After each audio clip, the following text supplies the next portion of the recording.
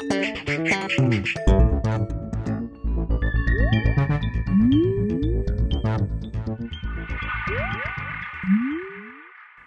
everyone and welcome to The Vortex, where lies and falsehoods are trapped and exposed. I'm Michael Voris. This past week, the Catholic Bishop of Albany, Howard Hubbard, was all too happy to have the newly elected governor and lieutenant governor of New York attend Mass at his cathedral. After an odd homily in which the bishop equated evangelization with the work of government, the Mass resumed. Cuomo, the divorced son of former New York Governor Mario Cuomo, who pushed the political strategy of personally opposed to abortion but sat in the front pew with his daughters and live-in girlfriend.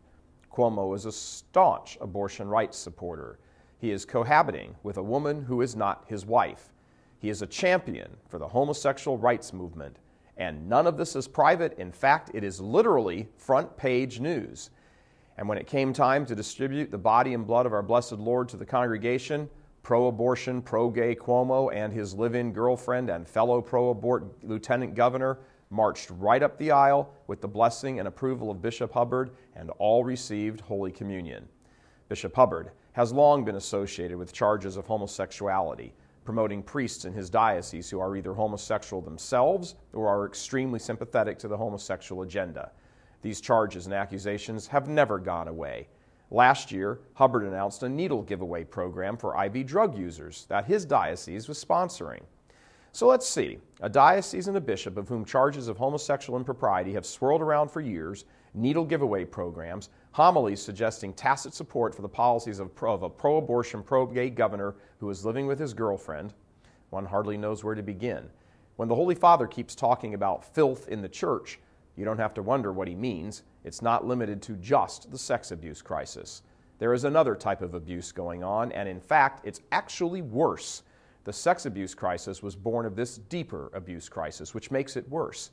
The crisis of Catholic identity and how it is continually obscured and torn down by those bishops who sanction sin and praise and cavort with the sinner.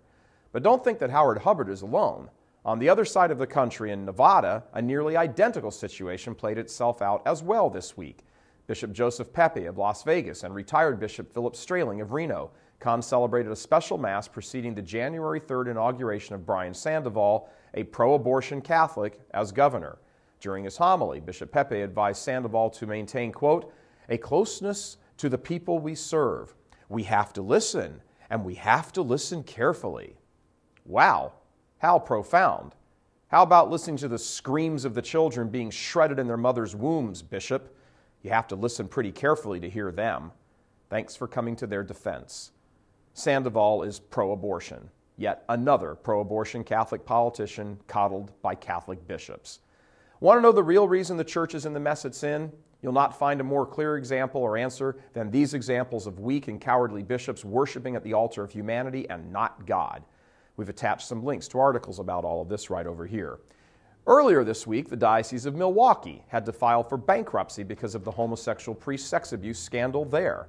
The current bishop, Jerome Listecki, has to some degree been left holding the bag. Much of the abuse and cover-up which has resulted in bankruptcy occurred on the watch of Archbishop Rembert Weekland, a notorious homosexual bishop who had to pay $500,000 in blackmail money to his young gay paramour. He's now retired, writing books promoting homosexuality and blaming the church for his moral failings. Milwaukee has become a wasteland for the faith. Albany has become a wasteland for the faith. Nevada has become a wasteland for the faith. See the pattern? Unfaithful bishops who compromise the faith at nearly every possible turn are responsible. And don't think this handful of men is isolated. Between the actual in-your-face crowd like them and the we have to show unity crowd, the American episcopacy is in a disastrous state. But hey, don't believe us. Look around and ask just the handful of Catholics left who actually still believe all the church teaches.